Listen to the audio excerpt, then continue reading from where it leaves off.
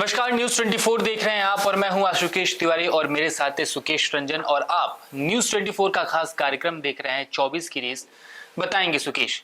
आज के कार्यक्रम में बात होगी एक बार फिर से जातीय जनगणना की। जातीय जनगणना की बात एक बार फिर से तेज हो चुकी है। तेज इस वजह से हुई है क्योंकि केंद्र सरकार ने कल सुप्रीम कोर्ट में एक हलफनामा दायर किया। हलफनामा दायर करने के बाद से ही उस हलफनामे को एक बार फिर से वापस ले लिया। बताया जा रहा था कि केंद्र सरकार ने उसमें कुछ ऐसा लिखा था जो शायद उससे कोर्ट या फिर खुद केंद्र सरकार सहमत नहीं थी और उसको वापस ले लिया गया। सुकेश से समझाएंगे आपको पूरी की पूरी कहानी, आखिर वो हलफनामा क्यों वापस लिया गया, क्यों केंद्र सरकार ने एक बार फिर से हलफनामा दायर किया और क्या ये पूरा का पूरा मुद्दा है। सर, सबसे पहले वो जो हलफनामा दायर किया गया था उसको दायर करते ही वापस ले लिया गया, कुछ चेंजेस किए गए, फिर हलफनामा दायर किया गया। देखिए, ये पिछले कुछ दिनों से ये इशू केंद्र सरकार को परेशान कर रहा है। मैं हलफनामे पे आऊं इसके पहले इसका बैकग्राउंड जानना जरूरी है जी। जातीय जनगणना की मांग जो है पिछले कुछ समय से लगातार उठती रही है। ऐसे दल जो खास तौर पे ओबीसी वर्ग के रिप्रेजेंटेटिव माने जाते हैं, उन दलों ने ये मामला उठाया है। बिहार में तो विधानसभा में सर्वसम्मति से ये प्रस्ताव पारित किया गया था कि हम जातीय जनगणना कराएंगे। देखिए, जनगणना अधिकार होता है केंद्र सरकार का, लेकिन जातीय जनगणना जिसको सर्वेक्षण का नाम दिया गया है, और नीतीश कुमार कहते हैं कि हम गणना करा रहे हैं, हम जनगणना नहीं करा रहे हैं, हम जाति आधारित सर्वेक्षण करा रहे हैं। उस सर्वेक्षण से पता लगेगा कि हमको जो लोग हमारे समाज में हैं वो आर्थिक दृष्टि से, सामाजिक दृष्टि से, शैक्षणिक दृष्टि से कहाँ पिछड़े हैं, ताकि हम उस हिसाब से प्लान बना सकें। इसको गाप दिया गया है जातीय सर्वेक्षण का, लेकिन ये ओबीसी को, पिछड़ों को गोलबंद करने का एक बहुत बड़ा हथियार के तौर पे देखा जाता है। पिछले कुछ समय में जिस तरीके से इनरोड्स बीजेपी इन जातियों में भी बना रही है, पिछड़ी जाति में नरेंद्र मोदी खुद को पिछड़ा कहते हैं, वो एक कैबिनेट बनाते हैं जिसमें करीब 2.5 दर्जन के आसपास लोग जो है वो ओबीसी जाति से आते हैं। जब वो केंद्र में उनको इंट्रोड्यूस नहीं कर पाते हैं, पार्लियामेंट में, माफ कीजिएगा, पार्लियामेंट में जब वो अपने आप को इंट्रोड्यूस नहीं कर पाते हैं वो हंगामे में, तो प्रधानमंत्री उनको ये ड्यूटी देते हैं कि आप सब जगह जाइए, पूरे देश में घूमकर ये बताइए कि हमको इंट्रोड्यूस नहीं करने दिया गया क्योंकि हम ओबीसी जाति से आते हैं। तो वो ओबीसी जाति पे उनकी विशेष नजर है, और इसको देखते हुए रह रहकर ये जो जेडीयू, आरजेडी, अखिलेश यादव और ऐसे तमाम दल, और अब तो उसमें कांग्रेस भी आगे हो गई है, मल्लिकार्जुन खड़गे जो खुद दलित समाज से आते हैं, उन्होंने प्रधानमंत्री को चिट्ठी लिखी कि आप जातीय जनगणना करवाइए। आप 2011 के बाद हमने ये एक प्रोसेस शुरू किया था, लेकिन उसको आपने जारी नहीं किया। हर 10 साल के बाद जातीय जनगणना होती है। जातीय जनगणना 1931 के बाद कभी नहीं हुई, और उससे ये पता नहीं लग पा रहा है, हम अंदाजे से कहते हैं कि किस जाति के समाज में कितने लोग हैं। हम जब भी पॉलिटिकल डिस्कशन करते हैं आशुकेश, तो ये हम बताते हैं कि ओबीसी यहाँ स्टेट में इतने हैं, मुसलमान इतने हैं, अगर इतने हैं, पिछड़े इतने हैं, लेकिन वो उसका कोई ठीक जानकारी हमारे पास नहीं है, क्योंकि लास्ट जो कास्ट बेस्ड सेंसस हुआ था वो 1931 में हुआ था, आजादी के पहले। अब जब बिहार सरकार ने यह शुरू किया काम, तो उसमें कुछ अड़ंगे डाले गए, मामला कोर्ट में गया। कोर्ट ने फाइनली बिहार सरकार को कहा कि आप काम आगे बढ़ाइए, और वो मेरे ख्याल से काम पूरा हो चुका है। इस बीच वो ऐसा ही एक मामला जो है वो आ गया सुप्रीम कोर्ट में। अब सुप्रीम कोर्ट में ये जब मामला सामने आया तो ये कहा गया कि केंद्र सरकार उसमें कूद गई। कहा नहीं गया, केंद्र सरकार पार्टी बन गई और सॉलिसिटर जनरल ने उसमें कुछ अपना पक्ष रखा। वो पक्ष रखने के बाद दरअसल क्या हुआ मैं आपको बताता हूं। जो पक्ष रखा गया और उसके बाद एक एफिडेविट दिया गया, वो एफिडेविट के बाद पढ़ने के बाद ऐसा लगता है कि केंद्र सरकार फंस गई है। कैसे फंस गई है? वो अपने एफिडेविट में कहती है, it is submitted that the central government has filed an affidavit in the morning today. In the said affidavit inadvertently para 5 has crept in. The said affidavit therefore stands withdrawn, and this present affidavit will be the affidavit on behalf of the central government. इन्होंने कहा कि para 5 में हमने जो कुछ लिखा है वो गलती से लिख दिया गया है, तो हम उसको विड्रॉ कर रहे हैं। अब दर्शकों के लिए यह जानना जरूरी है कि उस पैरा 5 में क्या लिखा हुआ था। उस पैरा 5 में लिखा था, it is submitted that no other body under the constitution और otherwise is entitled to conduct the exercise of either census or any action akin to census। अब इसको समझना जरूरी है हमारे दर्शकों के लिए जी। कोई भी संस्थान केंद्र सरकार के अलावा जनगणना या उससे उसके जैसी कोई चीज नहीं करा सकती है। यह केरला हाईकोर्ट ने बहुत पहले सेटल कर दिया था, और उसके बाद जब मामला सुप्रीम कोर्ट के पास आया था तो सुप्रीम कोर्ट ने, मैं डेट आपको बता दूं अगर ठीक से मैं समझ पा रहा हूं, मेरे ख्याल से 2020 का मामला है, वो लीव पिटीशन को डिसमिस कर दिया था सुप्रीम कोर्ट ने। मतलब सुप्रीम कोर्ट ने इसको सेटल कर दिया है कि ऐसा नहीं हो सकता, यह करने में हर्ज नहीं है, कुल मिला के अगर मोटे तौर पे समझाया जाए तो। अब इसमें हुआ ये, हम पॉलिटिकल अगर बात करें तो पहले केंद्र सरकार जब पार्टी बनती है तो विपक्ष को एक मौका देती है ये कहने के लिए कि ये दरअसल जातीय जनगणना होने नहीं देना चाहते। क्यों नहीं होने देना चाहते? क्योंकि ये ओबीसी विरोधी है, ये पिछड़ों के विरोधी है। और उसके बाद जब सुप्रीम कोर्ट ये कहती है कि हमारे अलावा कोई दूसरा ये कर ही नहीं सकता केंद्र सरकार के अलावा जनगणना जैसी चीज या उससे मिली जुली चीज, लेकिन बाद में ऐसा लगता है कि ये जो सेट एक जजमेंट है, जो प्रोनाउंस जो एक जजमेंट है उसके खिलाफ जाएगा, और ये पॉलिटिकली भी हमारे खिलाफ जा सकता है, तो शाम में उसको विड्रॉ कर लेती है। तो ये बाकी उनके विपक्षी दलों को एक और मौका देता है, चाहे वो नीतीश कुमार हो, चाहे वो अखिलेश यादव हो, चाहे वो आरजेडी हो, चाहे वो कांग्रेस पार्टी हो, उन तमाम लोगों को ये मौका देगा कहने के लिए कि देखिए कि इनकी मानसिकता जो है ये दरअसल पिछड़े विरोधी है। नरेंद्र मोदी पिछड़े जो अपने आप को कहते हैं वो दरअसल नकली पिछड़े हैं। वो पहले से कहते हैं कि अपनी साइन से वो पिछड़े बने हैं। उनकी जाति ओबीसी में नहीं आती थी, उन्होंने खुद से साइन करके जब वो चीफ मिनिस्टर थे अपने आप को ओबीसी घोषित किया। तो ये बनाए गए ओबीसी है, अपनी साइन से ही बने हुए ओबीसी है। ओबीसी नेता कौन है? अखिलेश यादव है। ओबीसी नेता कौन है? तेजस्वी यादव है। ओबीसी नेता कौन है? नीतीश कुमार है। तो वो अपने आप को ऐसे दिखाने की कोशिश करेंगे सुप्रीम कोर्ट में इस जो एफिडेविट में जो गूफ अप हुआ है उसको लेके कि केंद्र सरकार नरेंद्र मोदी दरअसल पिछड़ा विरोधी है। और फिर वो बात जाएगी आरक्षण तक, फिर वो जाएगी संघ की जो परिकल्पना है आरक्षण के बारे में, फिर वो बात चली जाएगी 2015 में जिस तरीके से कहा था कि रिविजिट करना चाहिए आरक्षण को। संघ की एक बहुत स्टेटेड पॉलिसी है कि हमको इसको रिविजिट करना चाहिए। उन्हें ये लगता है कि जिन लोगों तक इसका लाभ पहुंचना चाहिए था वो नहीं पहुंचा है। वो जो प्रोमिनेंट कास्ट है उसके अलावा ऐसे लोग उसमें आने देना चाहते हैं, उनकी मंशा है, जो कि सही भी है कुछ मामलों में। कि कुछ रोहिणी कमीशन का एग्जाम्पल ले लीजिए, हम थोड़ा विषयांतर होंगे लेकिन लोगों को समझना जरूरी है। रोहिणी कमीशन जो 2017 में, इसी 2016 या 17 में बनाई गई थी शायद, इसी सरकार द्वारा, उसने जब सर्वे किया तो पता लगा कि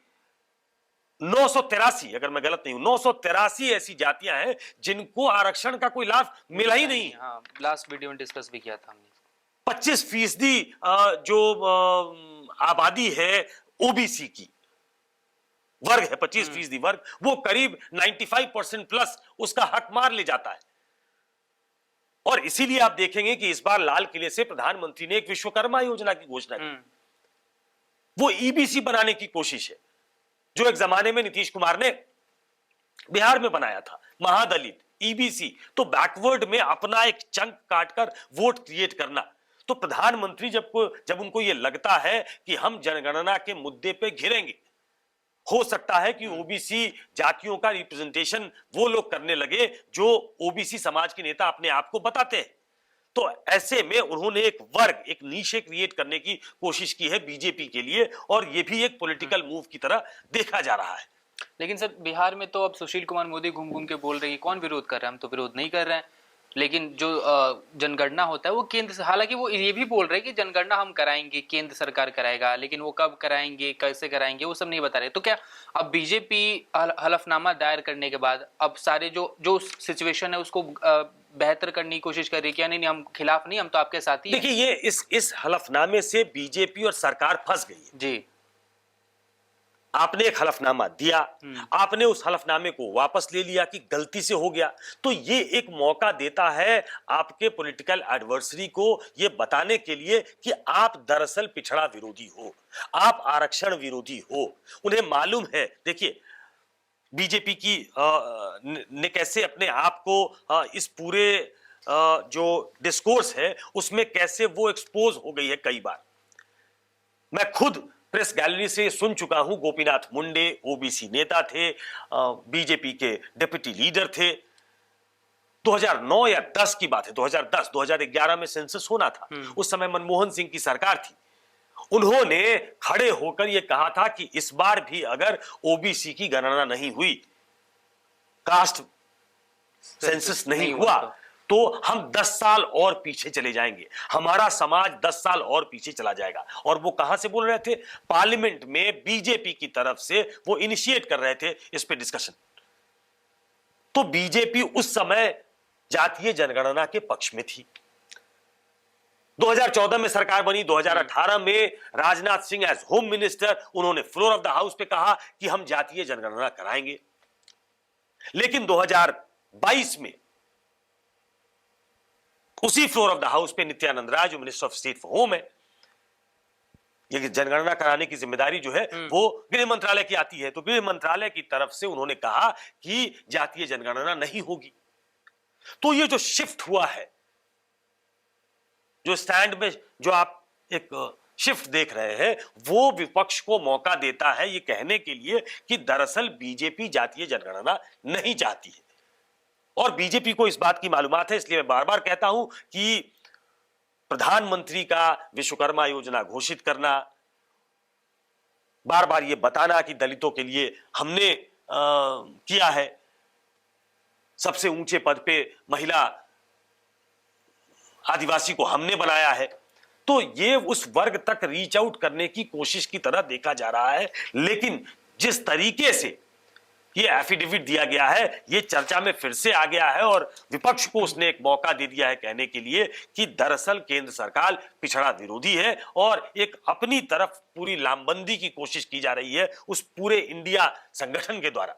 अभी ये चर्चा शुरू हुई है, मुझे लगता है कि जो इंडिया बनाया गया है उनकी तरफ से एक सामूहिक बयान भी इस बारे में आएगा। अभी मुंबई में बैठक है, मुंबई में हो सकता है कि कोई चर्चा इसको लेकर हो कि इसको एक मुहिम की तरह आगे बढ़ाना है ताकि पिछड़ों की लामबंदी कांग्रेस और इंडिया गठबंधन के साथ हो खड़ी, वो साथ दिखाई दे सके। सर लास्ट चीज उसके बाद से बाइंड अप करेंगे। मैं भी समझना चाहता हूं, जैसे आपने बताया कि बीजेपी सबसे बड़े पद पे एक आदिवासी लीडर को बिठाती है, डिस्कशन करती है फ्लोर में कि हाँ जातीय जनगणना होगा, लेकिन एकदम से शिफ्ट आ जाता है 2022 में बोला जाता है कि जातीय जनगणना नहीं होगा। प्रधानमंत्री मोदी स्कीम्स भी लॉन्च करते हैं, नेता भी दिखाते हैं, आपने अभी बताया ओबीसी नेताओं को जगह मिली केंद्र सरकार में। तो आखिर ये शिफ्ट कैसा, मतलब कि एक तरफ तो आप दिखा रहे हो कि आप साथ हो, दूसरी तरफ आप दिखा रहे हो कि नहीं जातीय जनगणना नहीं भी होगा, क्या सोच रही है बीजेपी? नहीं, बीजेपी इस मामले में कंफ्यूज है। मैं पहले दिन से कह रहा हूं कि बीजेपी इस मामले में कंफ्यूज है।